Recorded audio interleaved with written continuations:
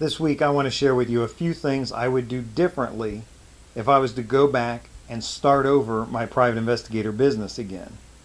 Hi, I'm Larry Kay with ShadowAnyone.com and the creator of the Investigator's Ultimate Guide series, premium private investigator training from someone who's been there and done that. And I just was thinking about, if I could go back and tell myself a few things, give myself a few tips from when I was starting out, what would I do? I wrote them down here so I won't forget to share one of them with you. I've got 4 different things here for you.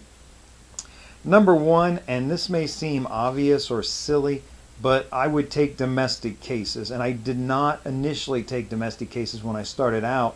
I just did not want to mess with that.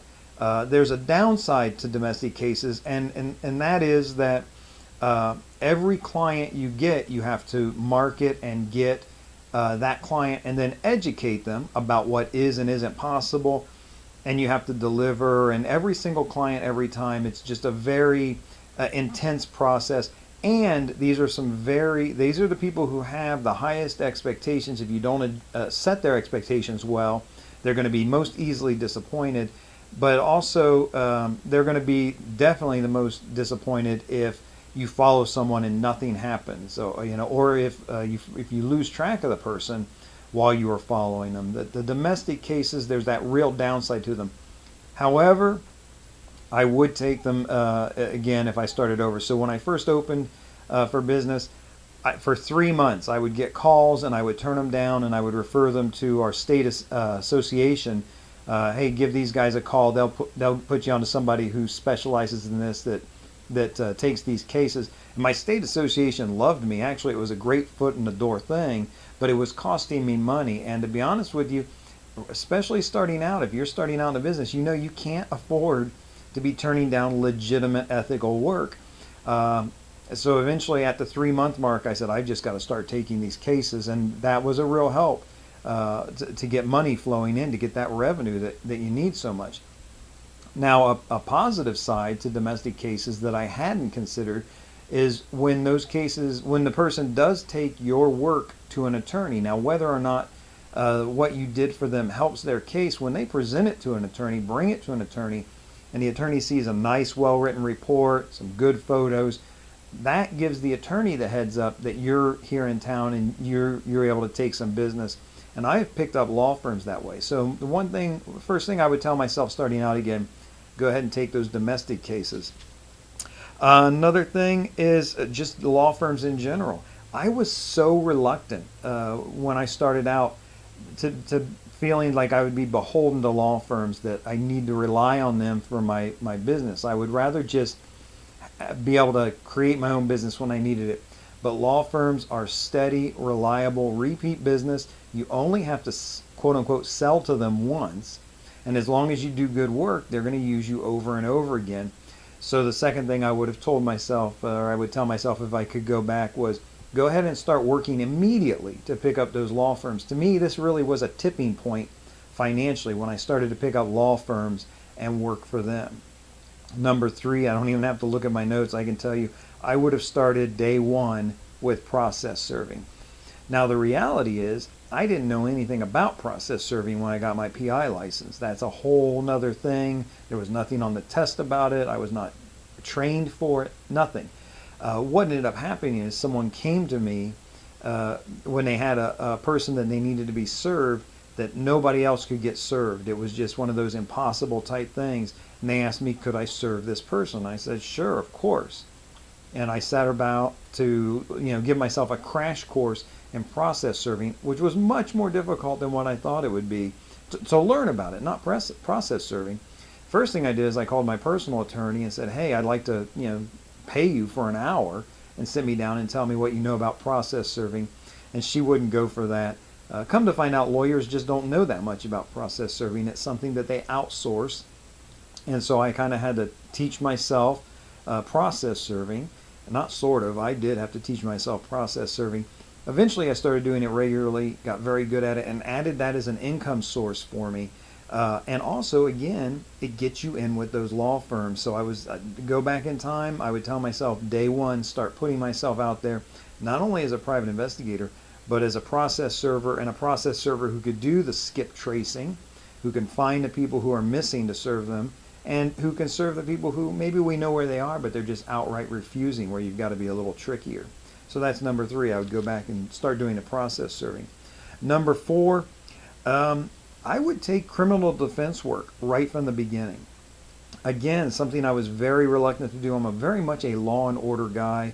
I tend to fall onto that side of things that, if you do the crime, you do the time.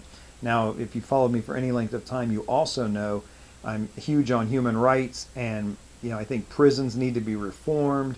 It's a mess all the way around. It's just not good no matter which side you look at this on. But I do tend to be a law and order guy, and I knew even back then that I was a good investigator, and I didn't want to lend my expertise to a guilty person and have that help them. And I was really concerned that maybe it would even just reduce their sentence or give them less time. I was way off on this. And in fact, I've shared with you before, I turned down a very lucrative, large law firm when their investigator had a heart attack. I was the first person they called. They talked to me on the phone. They said, I have 2 cases for you right now. And they told me what they were, and one of them was a sexual assault against a minor. I said, I'm not interested. I'm not going to help that guy. I'm sorry.